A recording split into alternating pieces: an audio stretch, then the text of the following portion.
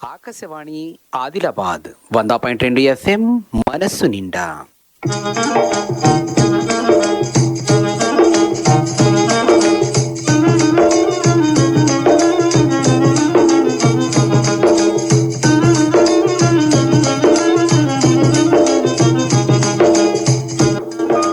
కిసాన్ వాణి కేంద్ర వ్యవసాయ రైతు సంక్షేమ మంత్రిత్వ శాఖ వారి ప్రాయోజిత కార్యక్రమం.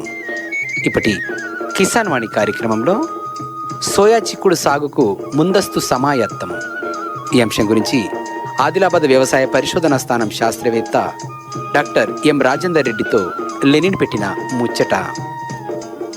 ఆ తర్వాత వేసవిలో పెసర ఇంకా నువ్వు పంటల సాగులో అనుభవాలు ఈ అంశం గురించి కొమరం భీం ఆసిఫాబాద్ జిల్లా కెరమేరి మండల కేంద్రానికి చెందినటువంటి కేంద్రే బాలాజీతో దినేష్ పెట్టిన ముచ్చట ఉంటుంది.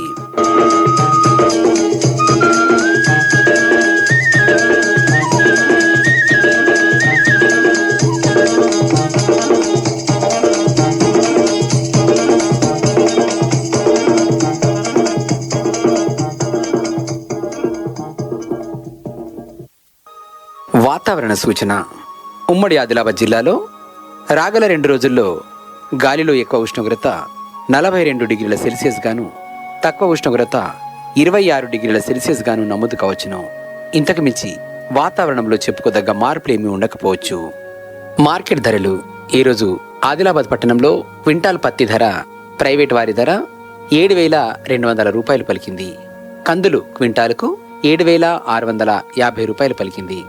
శనగలు క్వింటాలకు 5,550 రూపాయలు పలికింది. ఆకాశవాణి ఆదిలాబాద్ 100.2 FM మనసు నిండా కిసాన్ వాణి కార్యక్రమం 7:45 దాకా ఉంటుంది. వచ్చేది ఖరీఫ్ కాలం. బాగా మంది రైతులు సోయా చిక్కుడు పంటను సాగు చేస్తారు. ఇందుకోసం ముందస్తుగానే భూమిని లోతు దుక్కులు దున్నుకోవాలా. అంతేకాకుండా మంచి రకం సోయా చిక్కుడు విత్తనాలను ముందుగానే తెలుసుకోవాలా. గత సంవత్సరం సోయా చిక్కుడులో జరిగినటువంటి పొరపాట్లను ఈ సంవత్సరం తావివ్వకుండా చూసుకోవాలా. సోయా చిక్కుడు నాటే సమయంలో విత్తన శుద్ధి తప్పనిసరిగా చేసుకోవాలా. సోయా చిక్కుడు సాగుకు ముందస్తు సమాయత్తం ఈ అంశం గురించి ఆదిలాబాద్ వ్యవసాయ పరిశోధనా స్థానం శాస్త్రవేత్త డాక్టర్ ఎం రాజేందర్ రెడ్డితో లెనిన్ పెట్టిన ముచ్చటిందాం. సాధారణంగా ఖరీఫ్లో సాగయ్యే ప్రధానమైన పంటల్లో పత్తి తర్వాత సోయాది అగ్రస్థానం, ముఖ్యంగా మన ఆదిలాబాద్ జిల్లా విషయానికి వస్తే. అయితే అట్లాంటి ఈ సోయా చిక్కుడు సాగుకు ముందస్తు చర్యలు అంటే సమాయత్తం కావడానికి ఏ రకమైన చర్యలు తీసుకోవాలి, ఎలాంటి పనులు చేయాలి, ఏ విషయాల్ని పరిగణలోకి తీసుకోవాలి, ఈ ముచ్చట్లు చెప్పేందుకు ఇలా మన స్టూడియోలో ఆదిలాబాద్ వ్యవసాయ పరిశోధన స్థానం శాస్త్రవేత్త డాక్టర్ ఎం రాజేందర్ రెడ్డి గారు ఉన్నారు. వారిని అడిగి ఆ వివరాలు తెలుసుకుందాం. నమస్కారం రాజేందర్ రెడ్డి గారు. నమస్కారం అండి. అయితే మనం ఈ ముందస్తు సమాయత్తం గురించి, ముందస్తు చర్యల గురించి మాట్లాడుకునే కంటే ముందు ఒకసారి గత సంవత్సరం సోయా పరిస్థితులు తెలుసుకుందాం. మరి గత సంవత్సరం సోయా సాగు ఎట్లా ఉండే, దిగుబడులు ఎట్లా ఉన్నాయి, దాని గురించి చెప్పండి. ఇప్పుడు సోయా చిక్కుడు విషయానికి వచ్చేప్పటికి సోయా చిక్కుడులు ముఖ్యంగా మనకు ప్రోటీన్లు కానీ నూనె శాతం కానీ అధికంగా ఉంటుంది.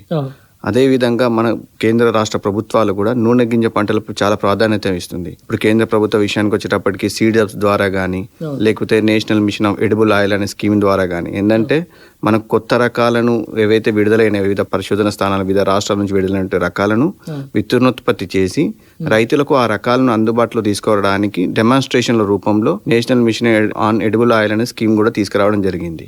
దీని వల్ల ఏంటంటే మనకు అవసరమైన నూనెల యొక్క ఇంపార్టెన్స్ రైతులకు తెలవడం, నూనె పంటల యొక్క ఆవశ్యకత తెలపడంతో పాటు నూనె గింజ పంటల యొక్క విస్తీర్ణం పెంచడానికి కేంద్ర రాష్ట్ర ప్రభుత్వాలు చాలా కృషి చేయడం జరుగుతుంది.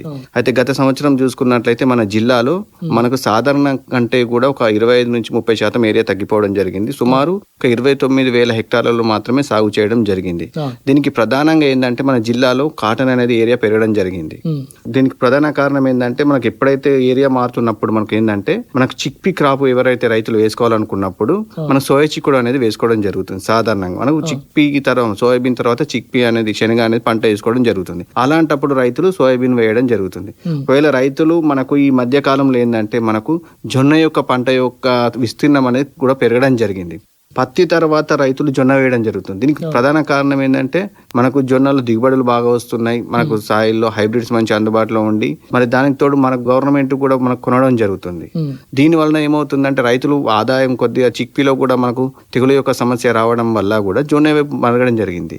ఈ క్రాపింగ్ సిస్టమ్లతో కూడా మనకు సోయా చిక్కుడు యొక్క విస్తీర్ణం అనేది తగ్గడం జరిగింది. గత సంవత్సరంతో పోలిస్తే ఈ సంవత్సరం అనేది కొద్దిగా దిగుబడులు అనేది పెరగడం జరిగింది. సరాసరిగా 7 నుంచి 8 క్వింటాల దిగుబడి అనేది రావడం జరిగింది. అయితే ఇప్పుడు సోయా సాగు చేసే రైతులు ప్రధానంగా ఏ అంశాలని పరిగణలోకి తీసుకోవాలి, ఆ వివరాలు చెప్తారు? మనం ఫస్ట్ సోయా సాగు చేస్తున్నాం అంటే మన నేల స్వభావం గురించి తెలుసుకోవాలి. అంటే మన ఈ నల్లరేగడి భూములు ఉన్నాయా లేకపోతే తేలికపాటి నేలలో ఉన్నాయా చూసుకోవాలి. ఒకవేళ నల్లరేగడి భూములు అయితే మనం సాగు చేయాలి. ఒకవేళ తేలికపాటి నేలలో కూడా మనము సోయా సాగు చేయాలనుకున్నప్పుడు తప్పనిసరిగా ఇరిగేషన్ ఉండేటట్లు చూసుకోవాలి. అదే విధంగా దానితో పాటు మనకు నీటి సౌకర్యం, ఇంతకుముందు చెప్పినట్టు నీటి సౌకర్యం కూడా ఉన్నట్లయితే మనకు ప్రతి సీజన్లో ఆగస్టు మాసంలో కానీ సెప్టెంబర్ మాసంలో కానీ ఒక 15 నుంచి 20 రోజులు అనేది డ్రై స్పెల్ వస్తుంది, బెట్ట పరిస్థితులు వస్తున్నాయి. ఆ బెట్ట పరిస్థితులలో ఉన్నప్పుడు మాత్రం మనకు పంటకు ఆశించేటువంటి తెగులు యొక్క సమస్య అనేది పెరుగుతూ ఉంది.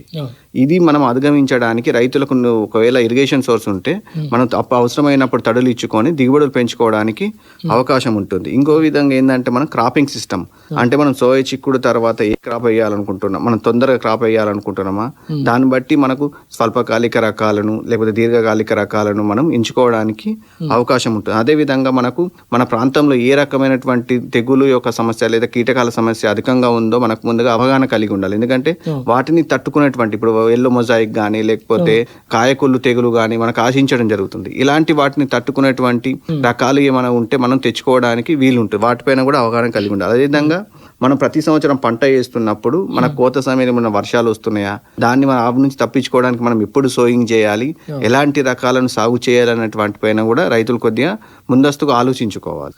అయితే ఇప్పుడు సోయాకు సంబంధించిన రకాల ప్రస్తావన వచ్చింది కాబట్టి ఇప్పుడు ఈ సోయాకు సంబంధించిన రకాలను ఎంపిక చేసుకునేటప్పుడు రైతులు ఎటువంటి జాగ్రత్తలు తీసుకోవాలి? ఏ రకాలను చూసుకున్నా కూడా మనకి ఏంటంటే రైతుకు లాస్ట్ కావాల్సిన దిగుబడి, మనకు అధిక దిగుబడిని ఇచ్చేటువంటి మన ఏరియాకు తట్టుకునేటువంటి అంటే అనువైన రకాలను మనం ఎంచుకోవాలి. అదే విధంగా ఇంతకు ముందు చెప్పినట్టు మనకు రోగాలను తట్టుకున్నట్టు మన ఏరియాలో ఎలాంటి రోగాలు వస్తున్నాయి, ఎలాంటి కీటకాల సమస్య ఎక్కువగా ఉంది, వాటిని తట్టుకునేటువంటి రకాలు ఏమైనా ఉన్నాయా వాటిని ఎంపిక చేసుకోవాలి. వీటితో పాటు మనకు వర్షాలు అనేది పంట కోత సమయంలో వర్షాలు పడతాయి కాబట్టి ఆ కోత సమయంలో అలాంటి తప్పించుకోవడానికి అనువైనటువంటి దీర్ఘకాలిక రకాలు లేకపోతే స్వల్పకాలిక రకాలను మనం ఎంపిక చేసుకోవాలి. ఇక్కడ ఏంటంటే మనము రెయిన్ఫాల్ మనకు ముందస్తుగా వాతావరణ సూచన అనేది రావడం జరుగుతుంది మనకు ప్రతి సంవత్సరం మే మాసంలో. దాన్ని బట్టి మనకు వాతావరణ సూచనలను బట్టి స్వల్పకాలిక రకాలను లేక దీర్ఘకాలిక రకాలను ఎంపిక చేసుకోవాలి. అయితే ఇప్పుడు సోయా పంట విత్తనాల ఎంపిక అయిపోయిన తర్వాత విత్తుకునేటప్పుడు విత్తడానికి ముందు ఎటువంటి చర్యలు తీసుకోవాలి, అంటే సాగుకు సంబంధించిన ఏం చర్యలు తీసుకోవాలి, ఎలాంటి చర్యలు చేపట్టాలి చెప్తారా? ఇప్పుడు రైతులు సాధారణంగా ఏంటంటే ఇప్పుడు పంటలు రవి పంట కూడా అయిపోయి ఉంటుంది కాబట్టి ఒకవేళ సమ్మర్ సాగు చేస్తుందో దాని తర్వాత సమ్మర్ ప్లవ్ చేసుకోవాలి. ఎందుకంటే దాని ద్వారా కూడా మనకు ఏమైనా సాయిల్ ద్వారా వ్యాపించేటువంటి రోగాలకు సంబంధించిన ఏమన్నా సమస్య ఉండనేది వాటిని తప్పించుకోవడానికి వేసవి దుక్కిలు అనేది తప్పకుండా చేసుకోవాలి.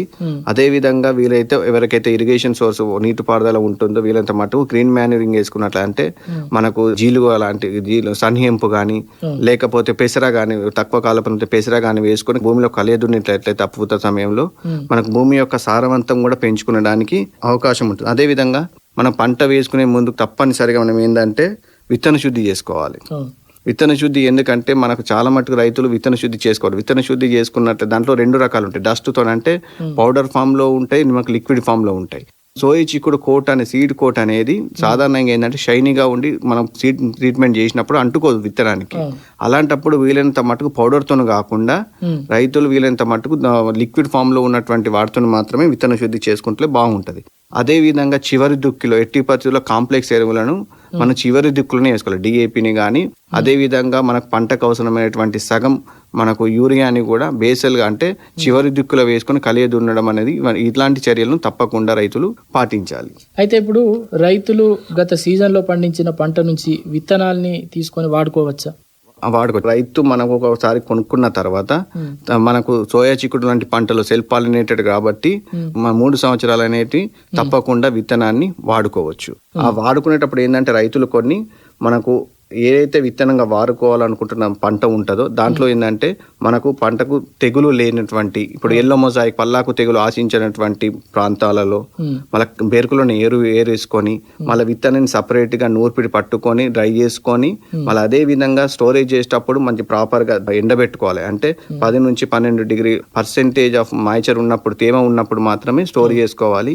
ఆ స్టోర్ చేసుకునేటప్పుడు కూడా ఏంటంటే వీలైనంత మట్టుకు చల్లని ప్రదేశాలు, ఇప్పుడు ఏంటంటే చాలా బిల్డింగ్లు ఉంటాయి కాబట్టి అరుణాచల్ చేస్తే మనకు ఆదిలాబాద్ జిల్లాలో ఉన్నటువంటి అధిక వేడికి మొలక శాతం అనేది పడిపోయే అవకాశం ఉంటుంది. ఇలాంటి కొన్ని కేరింగ్ తీసుకొని రైతులు తమ విత్తనాన్ని వాళ్ళే వాడుకోవచ్చు. ఎందుకంటే ప్రతిసారి కొనుక్కోవడం కూడా అనేది కరెక్ట్గా, దానివల్ల ఏంటంటే మన పెట్టుబడి కూడా పెరుగుతూ ఉంటుంది. ప్రతి ఎకరానికి సుమారుగా 3,000-4,000 వేలు అనేది విత్తనానికి ఖర్చు అవుతుంది. కాబట్టి దీని నుంచి కూడా రైతులు తమ విత్తనం తమ వాడుకుంటే మనకు 1,000-1,200 రూపాయలు అయిపోతుంది. అయితే ఇప్పుడు ఈ సోయా పంటలో అధిక దిగుబడికి ఎటువంటి సాగు చర్యలు తీసుకోవాలి, ముఖ్యమైన సాగు చర్యలు ఏమున్నాయి, వాటి గురించి చెప్తారా? ఇప్పుడు సోయాబీన్ విషయానికి వచ్చేటప్పటికి కొన్ని జాగ్రత్తలు పాటించాలి. ఏంటంటే ముఖ్యంగా అంటే విత్తే సమయం. రైతులు తప్పనిసరిగా విత్తే సమయం అంటే మనకు వర్షాలు, ఎప్పుడైతే వర్షాలు వస్తున్నాయో దాన్ని చూసుకొని మనము జూన్ మొదటి వారం తర్వాత నుండి జూలై మొదటి వారం వరకు విత్తుకోవాలి. ఎట్టి పరిస్థితుల్లో జూలై మొదటి వారం తర్వాత విత్తుకోవద్దు. అదే విధంగా విత్తన మోతాదు అనేది తప్పనిసరిగా చూసుకోవాలి. ఎందుకంటే రైతులు చాలా మట్టుకు ట్రాక్టర్ ద్వారా సోయింగ్ చేస్తూ ఉంటారు ఈ మధ్య కాలం. ఆ ట్రాక్టర్ ద్వారా చేసేటప్పుడు 30-35 కిలోల విత్తనం అనేది ఒక ఎకరానికి పడడం జరుగుతుంది. దీనివల్ల ఏంటంటే అలాంటి విత్తనం ఏంటంటే ఒకవేళ మొలక శాతం అనేది అధికంగా ఉన్నదనుకోండి, విత్తన మోతాదు ఎక్కువై మనకు పంట ఎత్తుగా పెరగడం, కాయ తక్కువ కాయడం, లేకపోతే పంట కాత కాసిన తర్వాత పడిపోయేటువంటి అవకాశం ఉంది. కాబట్టి విత్తన మోతాదు అనేది కరెక్ట్ గా చేసుకోవాలి. అదే విధంగా ఇంతకు ముందు చేసినట్టు విత్తన శుద్ధి అంటే ఫంగిసైడ్ తోని తర్వాత కీటకనాశినితోని అనేది విత్తన శుద్ధి అనేది తప్పకుండా చేసుకోవాలి. దీనివల్ల ఏంటంటే మొదటి దశలో ఆశించేటువంటి స్టెమ్ ఫ్లైని కానీ లేకపోతే డ్రై రూట్ రాట్ కానీ ఇలాంటి సమస్యలని మనం అదుపు చేయవచ్చు. అదే విధంగా మనకు వర్షపాతం తప్పనిసరిగా మనం కంటిన్యూస్గా 3 రోజులు లేదా ఒక 70-80 మిల్లీమీటర్ల వర్షపాతం పడ్డ తర్వాత మాత్రమే విత్తుకోవాలి. అదేవిధంగా సాయిలో ఉన్న ఉష్ణోగ్రత కానీ వాతావరణ ఉష్ణోగ్రత కానీ చల్లబడ్డ తర్వాత మాత్రమే విత్తుకున్నట్లయితే మొలక శాతం కూడా బాగా రావడం జరుగుతుంది. ఎందుకంటే సోయా చిక్కుడులో మనకు పాపులేషన్ ఉంటేనే దిగుబడి అనేది అధికంగా వచ్చే అవకాశం ఉంది. కాబట్టి అది మెయింటైన్ చేయడానికి ముందస్తుగానే కరెక్ట్ సమయంలో చూసుకొని విత్తుకోవాలి. అయితే రైతు స్థాయిలో ఈ మొలక శాతాన్ని ఎట్లా పరిరక్షించుకోవాలి, దాని గురించి చెప్పండి. రైతులు ఎక్కడి నుంచైనా కొనుక్కొని వచ్చినటువంటి విత్తనాన్ని ఏంటంటే అందులో నుంచి ఒక 100 విత్తనాలు తీసుకోవాలి. అట్లా 4 సెట్లు తీసుకొని ఒక్కొక్క వరుసలో ఆ 100 విత్తనాలు వచ్చేటట్టు 1 మీటర్లో 2 మీటర్ల లెంత్లో ఆ విత్తనాలను ఒక్కొక్క దగ్గర ఇట్లా విత్తుకోవాలి. ఆ విత్తుకునే స్థలం అనేది కొద్దిగా చల్లగా ఉండి కొద్దిగా తేమను ఆపుకునేటువంటి ప్రదేశాలలో మనం మొలక శాతం పరీక్షించుకోవాలి. అలా పరీక్షించుకున్నట్లయితే అందులో నుంచి 100 నుంచి మనకు సుమారుగా 70 అయితే మొలకెత్తాలి. ఆ సుమారు 70 మొలకెత్తే 70% జర్మినేషన్ ఉంటుంది. కాబట్టి ఆ విత్తనాన్ని మనం వాడుకోవడానికి వీలు ఉంటుంది. అదే విధంగా ఇలా సాయిల్ వేసుకోవడానికి అవకాశం లేనప్పుడు ట్రే తీసుకొని ట్రేలో మట్టి నింపుకొని అందులో కూడా విత్తనాలు ఒక 4 ట్రేలలో ఒక్కొక్క ట్రేలో ఒక 100 గింజలు పెట్టుకొని అట్లా కూడా పరీక్షించుకోవచ్చు. చాలా సంతోషం రాజేందర్ రెడ్డి గారు. ముఖ్యంగా సోయా చిక్కుడు సాగుకు సమాయత్తమవుతున్న సందర్భంలో ముందస్తుగా రైతులు ఎలాంటి చర్యలు తీసుకోవాలి, ఎలాంటి జాగ్రత్తలు తీసుకోవాలి, ఏ అంశాలని పరిగణలోకి తీసుకోవాలనే అంశాలను సవివరంగా తెలియజేసిండ్రు. మరి ఎవరైతే ఈ ప్రాంతాల్లో సోయా సాగు చేసే రైతులు ఉన్నారో ఈ అంశాల మీద దృష్టి పెట్టి ఈ ముందస్తు చర్యలు తీసుకొని మంచి దిగుబడులు సాధిస్తారు రానున్న రోజుల్లో అని ఆశిస్తూ ఈ చక్కని సమాచారాన్ని తెలియజేసినందుకు మీకు ధన్యవాదాలు. నమస్కారం. ధన్యవాదాలు. మీరు ఇప్పటిదాకా సోయా చిక్కుడు సాగుకు ముందస్తు సమాయత్తం ఈ అంశం గురించి ఆదిలాబాద్ వ్యవసాయ పరిశోధన స్థానం శాస్త్రవేత్త డాక్టర్ ఎం రాజేందర్ రెడ్డితో లెనిన్ పెట్టిన ముచ్చటిన్నారు. ఆకాశవాణి ఆదిలాబాద్ 100.2 FM మనసు నిండా రైతు అంతరంగం ఈ శీర్షికన ఉమ్మడి ఆదిలాబాద్ జిల్లాలో వివిధ గ్రామాల్లో రైతులు వ్యవసాయం చేస్తున్నటువంటి తీరును వినిపించడం జరుగుతుంది. ఈ ముచ్చట్లు వారంలో 3 రోజులు సోమవారం, గురువారం, శనివారాలలో రైతులు వ్యవసాయం చేస్తున్నటువంటి తీరును వినిపించడం జరుగుతుంది వారి మాటల్లో. ఎండాకాలంలో పండించే పంటలలో పెసరి పంట, నువ్వు పంట కూడా ఒకటి. కానీ పెసరి పంటను బాగా తక్కువ మంది రైతులు సాగు చేస్తుంటుంటారు. ఒకప్పుడైతే ఖరీఫ్ కాలంలో పెసరి పంటను సాగు చేసేవాళ్ళు. ఇప్పుడు రబీ కాలంలో ముఖ్యంగా ఎండాకాలంలో పెసరి పంటను సాగు చేసినట్లయితే భూమి సారవంతం బాగానే పెరుగుతుంది, ఖర్చు కూడా తక్కువగానే ఉంటుంది. ఈ పెసర పంటలో అంతర పంటలు కూడా సాగు చేసుకోవచ్చు. పెసరిగాయ దింపేటప్పుడు వర్షాల బెడద కూడా ఉండదు, వాతావరణం కొంత అనుకూలంగానే ఉంటుంది. నువ్వు పంట కూడా నీళ్లు ఎక్కువగా అవసరం పడది, మందులు ఎక్కువ కొట్టాల్సిన అవసరం కూడా ఉండదు నువ్వు పంటకు.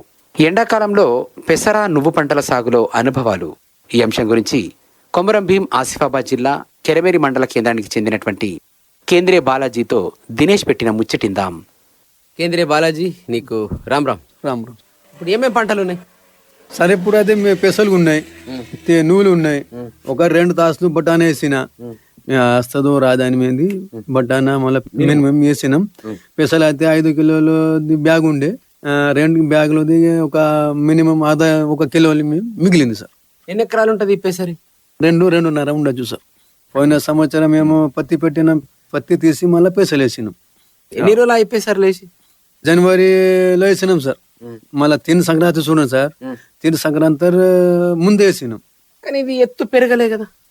సరే అది ఎత్తు పెరగాలి అంటే మేము ఒకటి దానికి డిఏపి పోసినాం, పోయాంగా మళ్ళా ఖాద్ పోస్తే యూరియా పోస్తే మళ్ళీ అది బాగా ఎత్తు అవుతుంది, మళ్ళీ కాయ అని మేము ఖాద్ పోయాము.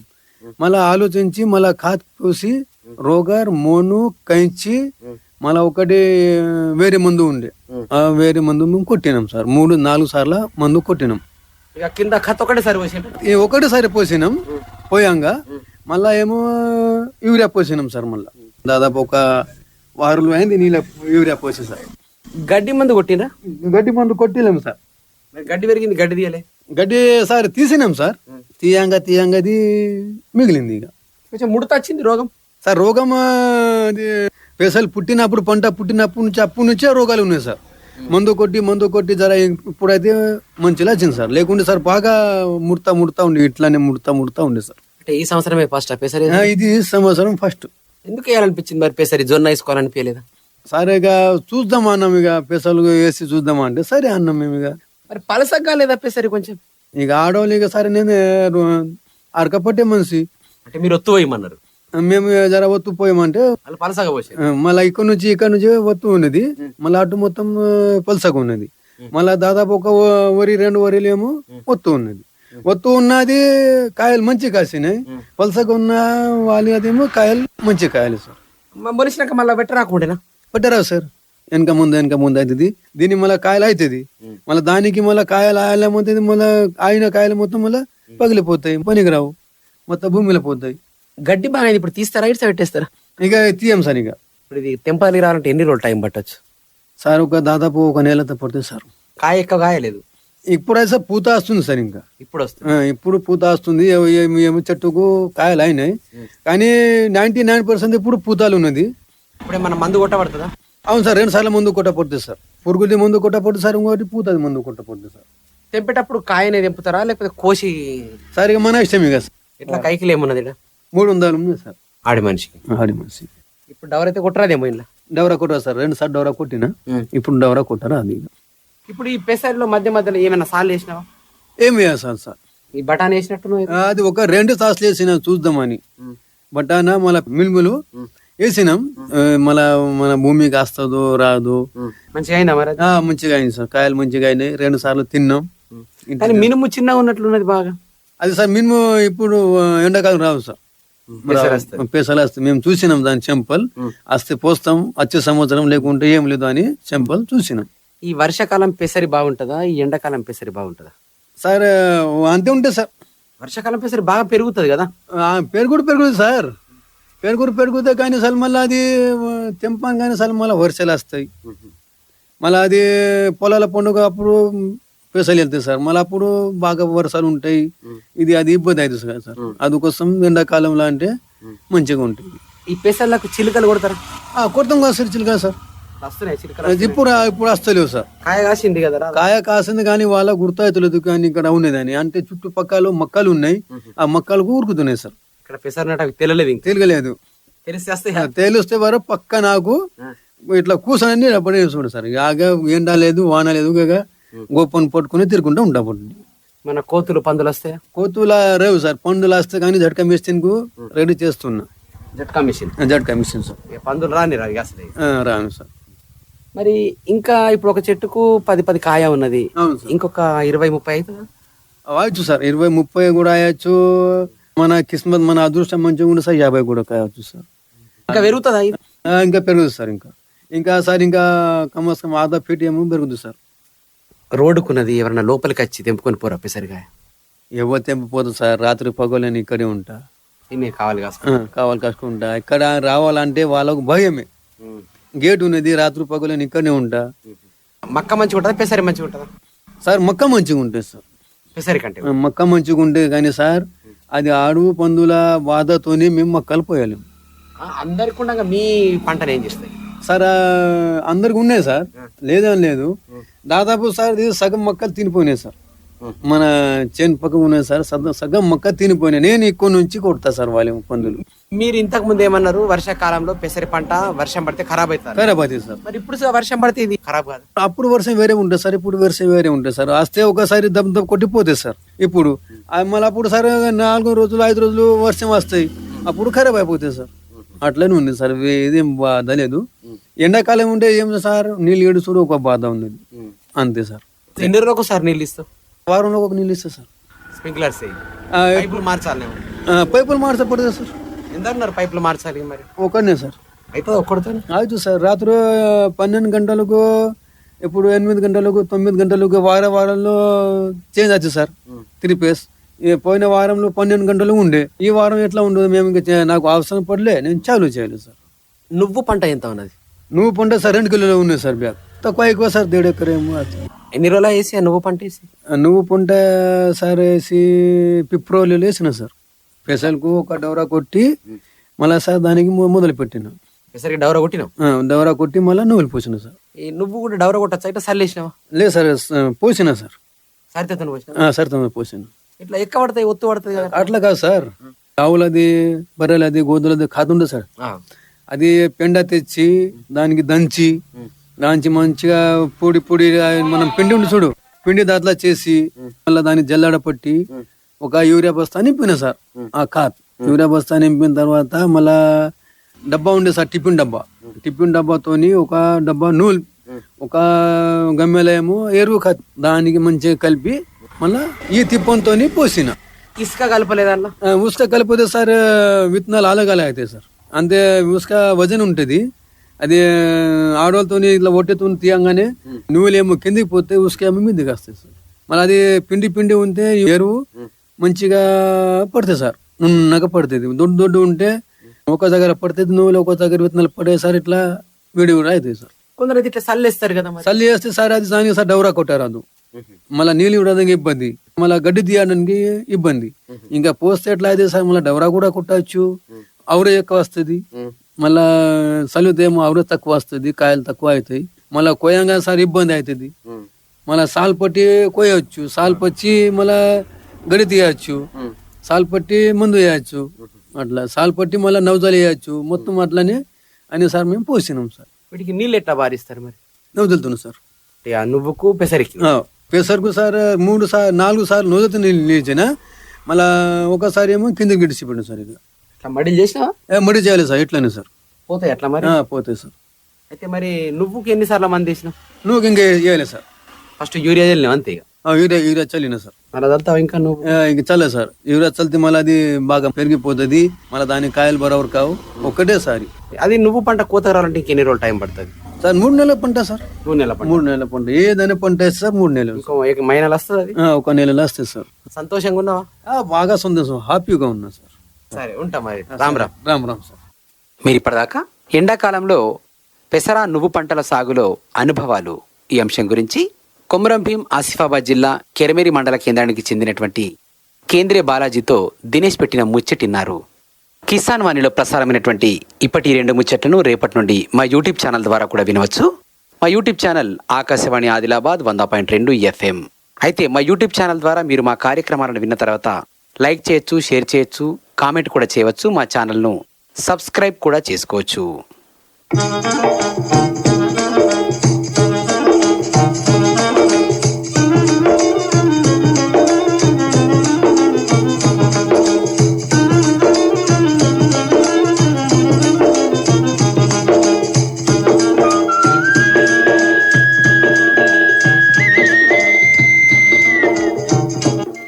రేపు రాత్రి 7:00 ఇల్లు వ్యవసాయం కార్యక్రమంలో పంట అవశేషాలు యాజమాన్యం ఈ అంశం గురించి ఆదిలాబాద్ కృషి విజ్ఞాన కేంద్రం శాస్త్రవేత్త డాక్టర్ డి మోహన్ దాస్తో దినేష్ పెట్టిన ముచ్చట. ఆ తర్వాత వేరుశెనగ పంటలో సస్యరక్షణ చర్యలు ఈ అంశం గురించి ఆదిలాబాద్ వ్యవసాయ నిపుణురాలు శ్రీజతో శాలిని పెట్టిన ముచ్చటుంటుంది.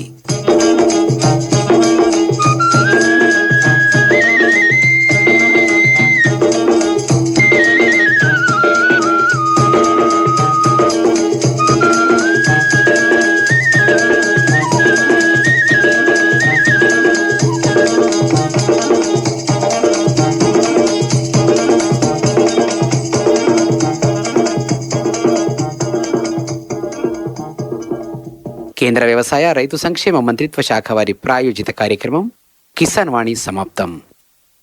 ఆకాశవాణి ఆదిలాబాద్ 100.2 FM మనస్సు నిండా.